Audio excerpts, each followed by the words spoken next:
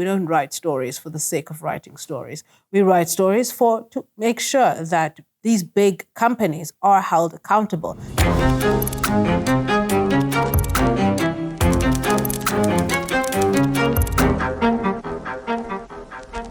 I'm Athandiwe Saba. I am a journalist. I like to start off always that I'm a journalist. I'm a data journalist, investigative data journalist from South Africa. I've been doing data journalism for maybe 10 to 15 years now. And now I work for a company called Code for Africa. It's an NGO that is focused on information manipulation within the continent. So I think that's one of our challenges right now. The work of Code for Africa has always been to train newsrooms to have more of a data understanding and being able to investigate social media and how what happens on social media happens offline.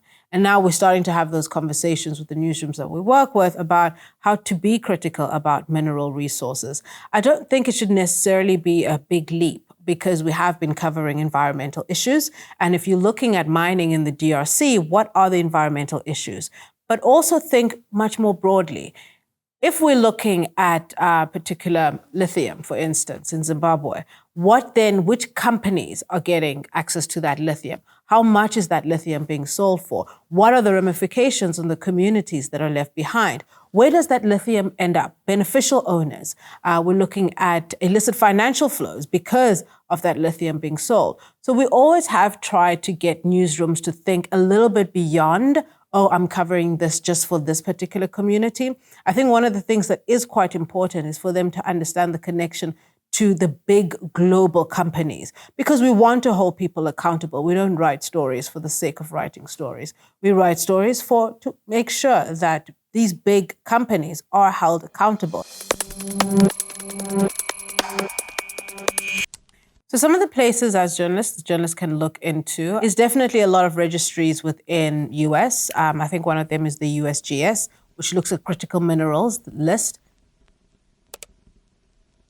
In the EU as well, there's the critical minerals list that you can look at. The OECD database as well.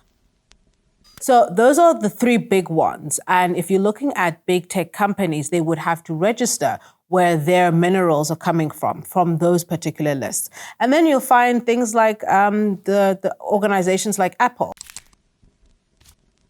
They're getting some of their minerals from countries like Rwanda and Zambia and the DRC.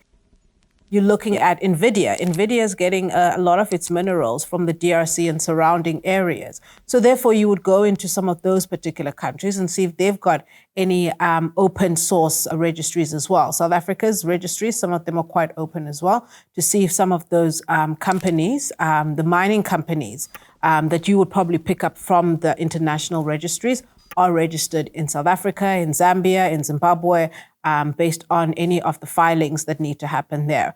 If these companies have any offices there, they have to register where their supply chains are from and where they're getting some of those minerals from. And from there on, then you start making the connections back in the countries that you're working within, whether it's you're looking at the mining in the DRC, you're looking at the mining in Rwanda. Some of those contracts should be open. And I say should. I do understand the challenges in a lot of those countries where data sets are not open. But I would say that's where you would begin. There is definitely a relationship around how some countries are destabilized and the mining.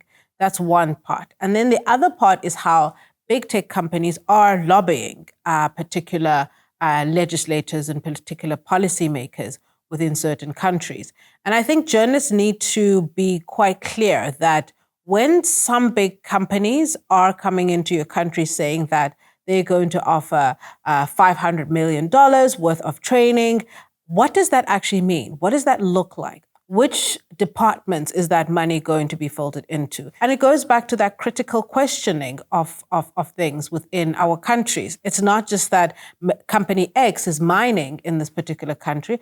What else are they doing in our country? Who are they talking to within government? What conversations are happening around the changes in mineral rights within that particular country, or changes in bills and legislation? How is that changing within the countries? We have to have that critical thinking and question, especially big tech. So I don't see any other big companies outside of big tech not being legislated in that way. When it comes to pharmaceuticals, we know big pharma is a big issue in so many countries. We have been covering it a lot more critically. And when big pharma wants to hold a big conference and splash out big money, we ask those questions. Why not big tech? And once we are able to do that, we will find that there's so much lobbying, there's so much money being pushed into particular organizations, into particular legislative ideals around the bills and so forth. And then we'll start being able to pick up those connections there.